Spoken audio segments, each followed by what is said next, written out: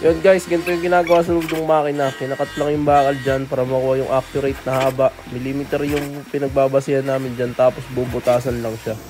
So yung trabaho ko naman dyan ngayon is tatanggalin ko yung matatalas. Di na yung ginagawa sa loob ng makina, mano-mano namin ginagawa. Ayan, pasala-sala pa ako. Isang kamay lang kasi ginagamit ko. Tapos yung isa pang video. Tapos paa yung pinang-aalalay ko kanina. Kaya hirap na hirap akong i-shoot. Kasi yan, ibabuffing naman yung dulo ng... Yan, yung mga lampas na yun, yung matalas. Ibabuffing mo yan, tatanggalin mo yun dyan sa buffer. Yan, pag wala ng matalas, okay na yan. Yan, natanggal na yung matalas dyan. Hindi na nakakasugat. Tapos ito naman yung isang ginagamit ko. Hindi ko alam ang tawag dyan, pero yung ginagamit pang port sa mga motor. Tinatanggal niyan yung loob. Yung mga bari sa loob ng butas. Meron din. Tapos sa inner naman yan, kailangan din daanan yan para mawala naman yung sa loob. Bali yung butas na maliit, tatanggalan ng pang port. Tapos itong drill, pang tanggal dyan. Tapos check mo kung papasok na yung item. Nantipak lang, napalaban tayo ng program. Alas 12 na, lunch break na. Ito yung ginawa ko yun. Yan yung gagawin ko. Plate lang na may butas, tsaka thread ng kakat dito.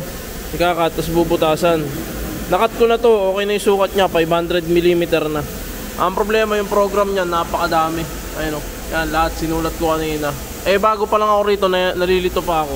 Nahirapan pa ako yung program yan kasi hindi ko pa masyado kabisa eh. So ayun, kain muna tayo, uwi muna tayo guys. O yan nga pala ang ulam ko, bakang sunog, tsaka malatang kanin. Hehehe. Yan, to masarap na to. Labanos na binuro. Tapos sawsawang suka, konting soup. Pwede na yun, palag na. Tsaka ito, mahilig ako magulay eh. Pampalakas kasi yan. Lalagyan lang natin ng sesame. Ayun o, dressing lang, dressing. Panalo na yan. Ayan, tas piritong baka. Tira pa ito kagabi. Wakatigas na o. Patatlong init na eh. Yung talagang baka, tumitigas. Ayan, babalik na tayo trabaho. 1:55 na. 12:55 pala. Dati kasi ang break time ko 1 to 2 eh. Pinalipat ako ng 12 to 1. 2 pa naman yung 12 to 2. Para mas konti na lang yung hintayin sa hapon. Stress na, lumipas na. Hindi na tayo nagtrabaho. Nag-set na lang, nag-set. Mga boss oh. Ipoprogram ko pa ulit. Iba na naman trabaho. Matagal ako maggawa kasi hindi pa ako sanay. Saka na lang tayo mag-timelapse sa mga ginagawa dito. UK muna ako magkakape. At in-out nga ako ni Boss Daisuke. Nakita nyo naman niya, oh. Taga-out ko yan. Kahit pogi yan. Sir Samdes!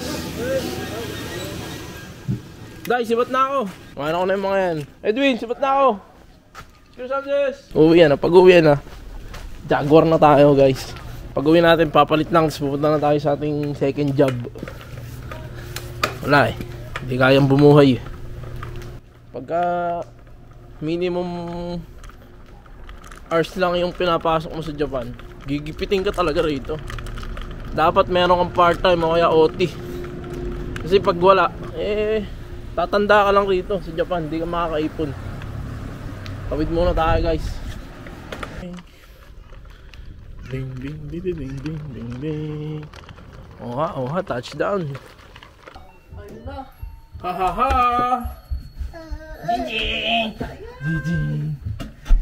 Ding. Tete. 1, 2, 3. Hi. 1, 2, 3. Hi. Ano to? Tuna. Isang mabilis ang kain lang oh. Uniform ko. Sabag mo na. Bitin. May pang ano. Ay, malamig na. Change sa tire. May uniform kasi dun eh. Sa kabilang trabaho.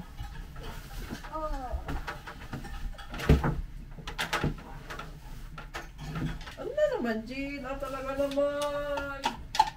Nagkaano nga ano pa naman. Aba mag-headset. Ay, paano? Naka-live naman siya. Hindi lang ako makapag-on.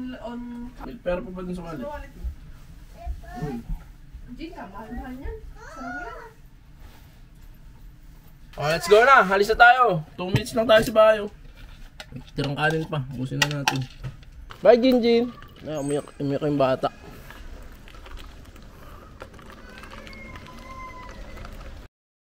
Bye, boss.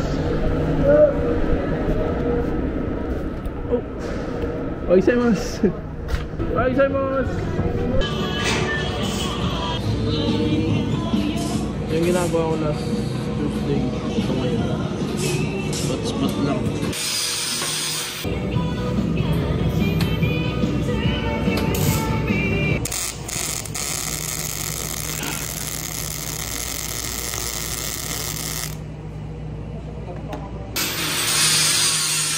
Uwi ka ng gabi, pagod na pagod, umuulan. May ulo. Ay, nakaw, napakahirap ng buhay. Buti na lang, kahit mahirap ang buhay, yung mahawak sa payong natin. Ayun o. Oha, oha. Pwede tayo mag-cellphone habang nagbabike. Diba? Hindi maya-maya, sa bahay na tayo niyan. Wala man tayo makakasalubong kasi gabi na eh. Alas 10 na, sino pa ba namang makakasalubong natin ng ganitong oras? Ayun o. Napakalinis ng kalsada, tapos umuulan pa. Akin ang daan. Kahit pagod na tayo, kailangan natin mag-up ng ikaliligaya natin. Oha, oha. Kasi pag di tayo naging masaya sa pagod natin, wala. Olats. Pero pagod na talaga ako, kingina. Pero buti na lang kapogi ko. Putang ina ko, pinanganak na pangit. Bakit katagal na sumuko? Oh, ilig mo pigs. Nakakapote pa ako niyan, lalo ko nakaporma. Putang ina naman, sino ba naglagay ng ganitong daan dito sa Japan? Hayop na yan. Tinan nyo, ayun o. Paano ko naman dadaan dyan ang matino? Pero ako, kapogi ko, kahit pagod. No, nakaligo na tayo. 10:45 na ng gabi. Tapos kakain, tututbrush. Pwede tayo mamahinga. Ulam natin, chicken with mushroom. Ganun talaga rito sa Japan, gabi ang ligo. Siyempre pag ganito, nire-rewardan ko yung sarili ko ng beer. Isang beer. Well, di natuloy yung sinasabi ko kanina. Hindi uso gano yung pasma rito, pero dahil Pinoy ako, napapas mo pa rin, nasa at likod.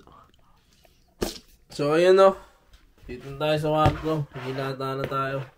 Ito na yung last sa trabaho natin, tatrabawin na natin si Mrs. See you next time, Bakero.